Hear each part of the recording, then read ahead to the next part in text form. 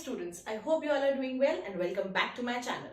कल हम लोग ने एक छोटा सा बीज बोया था। वो बीज था अल्फाबेट्स का, वोवेल्स का एंड कॉन्सोनेंट्स का।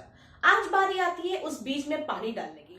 जो ये ए और एन है, इनको बोला जाता है आर्टिकल्स, पर ये दो का ग्रुप नहीं है, ये तीन का ग्रुप होता है। आइए देखते हैं कैसे है। इसमें एक और मेंबर ऐड होता है, वो होता है द। तो ए, एन और द ये तीनों मिलके बनते हैं आर्टिकल्स। ए, एन और द ये तीन के ग्रुप को हम लोग आर्टिकल्स बोलते हैं। अब ये क्वेश्चन आ रहा है कि ए, एन, द इन सब तीनों को यूज कहाँ करते हैं। ए को कॉन्सोनेंट्स ने ले लिया, एन को वोवेल्स ने ले लिया, तो बेचारे द के साथ क्या होगा। जैसे आप देख पा रहे होंगे, मैंने ए और एन को साथ में लिखा है और द को अलग लिखा है। मैंने कोई भेदभाव नहीं किया है, बट आपको समझाने के लिए, चीजें आसान करने के लिए इनको बेचारों को अलग करना पड़ा। तो अब देखते हैं, हमारा जो ए है वो ए से स्टार्ट हो रहा है, कॉमन सेंस वाली बात है। एन है वो भी ए से स्टार्ट हो रहा है। अब इन दोनों को लिखा जाएगा आम, खाने वाला आम नहीं, देखिए ध्यान से, अभी पता चलेगा कौन सा आम। और जो द है इसको लिखा जाएगा खास, मतलब स्पेशल। इसका मतलब आप कंफ्यूज हो रहे होंगे इसको देख के कि इसके आगे आम क्यों लिखा है, इसका खास क्यों लिखा है, स्पेशल क्यों लिखा है, क्या लिखा है। ओके, सो जहां पे ए और एन यूज होता है वो बहुत आम लोग की जगह पे यूज होता है। किसी आम इंसान के बारे में, किसी भी आम चीज के बारे में हम बात करें, वहां पे ए और एन का इस्तेमाल किया जाता है।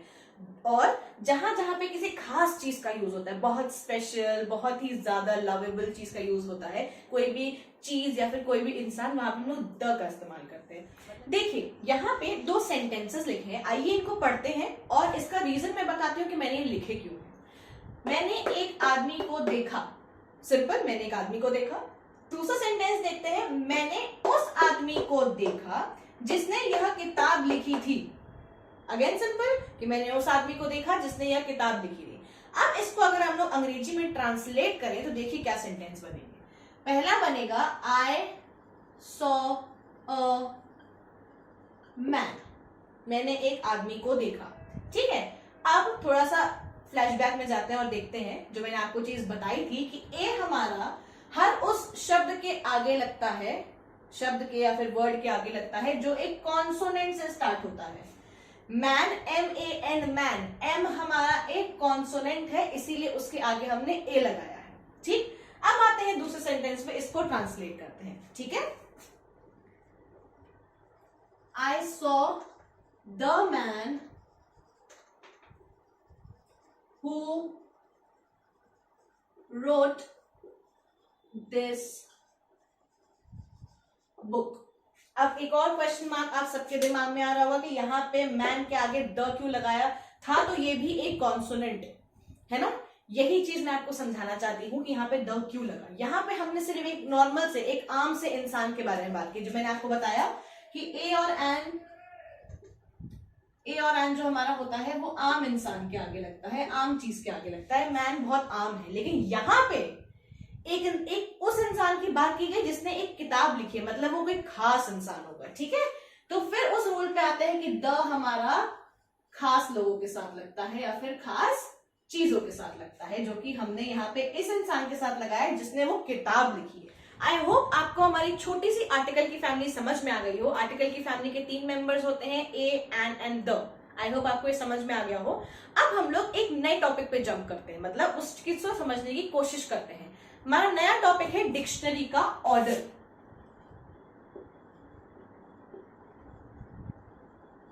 डिक्शनरी ऑर्डर, हम लोग फिर से A to Z सारे अल्फाबेट्स लिखते हैं। Okay, A B C D E F G H I J K L M N O P Q R S T U V W X Y and Z। Okay, ये alphabets होते हैं, ये letters होते हैं, ये आपको पता है। अब डिक्शनरी ऑर्डर कैसे समझा जाए, मैं यहाँ पे 4 वर्ड्स या फिर 3 वर्ड्स लिखूंगी। ठीक है, उसके बाद मैं आपको समझाने की कोशिश करूंगी कैसे आप डिक्शनरी समझ सकते हैं। ओके, हमारा पहला वर्ड है, एस से लेते हैं, सॉल्ट।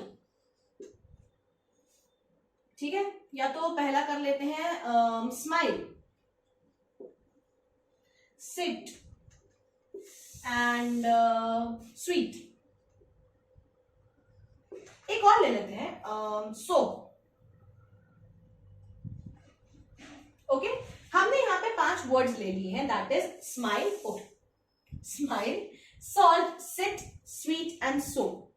अब देखते कैसे हैं कि इन सबके पहले वर्ड्स क्या है, S S S S and S. पहले वर्ड्स कॉमन है तो उनका मतलब नहीं। अब हम लोग जंप करते हैं सेकेंड वर्ड्स पे। इसका पहला वर्ड है एम, इसका ए, इसका आई, इसका डब्ल्यू, इसका ओ। अब इन सब में सबसे पहली चीज क्या है, अगर हम देखें तो इसका जो ए है वो सबसे पहले नंबर पे आता है, ठीक है।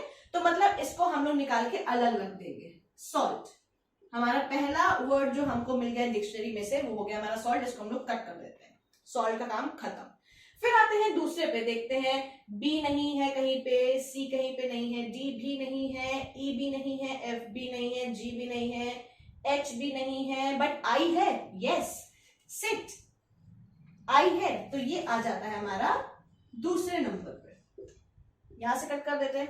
अब आगे बढ़ते हैं, जे नहीं है, के नहीं है, एल नहीं है, एम, एम है यहां पे, ये देखिए तीसरे नंबर पे आ जाता है हमारा स्माइल, कट, ओके।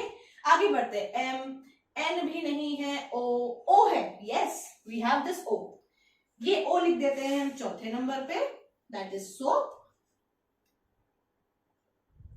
इसको कट कर देते हैं। आखिरी में बचा हमारा बेचारा स्वीट, तो इसको हम लिख देते हैं 5वें नंबर पे, sweet. So this is the way how you can see a dictionary. अगर हल्का सा भी कहीं पे भी कंफ्यूजन लगा हो, ना समझ में आया हो, तो कमेंट बॉक्स में आप अपनी क्वेरीज लिख दीजिएगा, क्वेश्चन लिख दीजिएगा, आई अश्योर यू कि मैं उसका आंसर जरूर दूंगी। अब आते हैं सबसे इंटरेस्टिंग पार्ट में, दैट इज द असाइनमेंट। यहाँ पे मैं आपको 2 असाइनमेंट्स दूंगी क्योंकि आज हम लोगों ने 2 टॉपिक पढ़े हैं। पहला असाइनमेंट होगा आर्टिकल का, दूसरा असाइनमेंट होगा डिक्शनरी ऑर्डर का, या राइट, डिक्शनरी ऑर्डर का। आपको आपके स्क्रीन पे 1 बाय 1 2 चीजें दिख रही होंगी। एक दिख रहा होगा आपका आर्टिकल का होम असाइनमेंट्स, और दूसरा दिख रहा होगा आपको डिक्शनरी ऑर्डर को होम असाइनमेंट, ओके। इसको पॉज करके स्क्रीनशॉट ले लीजिए या फिर वीडियो पॉज करके आप करिए, कमेंट बॉक्स में इसका आंसर दे दीजिएगा। और अगर आप कमेंट बॉक्स में आंसर नहीं दे पा रहे तो मैं अपने टेलीग्राम का चैनल का लिंक नीचे डिस्क्रिप्शन में डाल दूंगी, वहां पे जाके क्लिक करके वहां आंसर दीजिए, एंड आई अश्योर यू मैं उसके आंसर्स, सही आंसर्स जरूर दूंगी, ओके। अगर आपकी वीडियो अच्छी लगी हो, समझ में आई हो, तो प्लीज लाइक करिएगा। जिन जिनको इसकी बहुत ज्यादा जरूरत है उनके साथ प्लीज शेयर करिएगा, and don't forget to subscribe. And one more thing, don't forget to hit that bell icon, ताकि जब भी मैं एक नई वीडियो पोस्ट करूं आपके पास नोटिफिकेशन आ जाए, ओके। C you soon.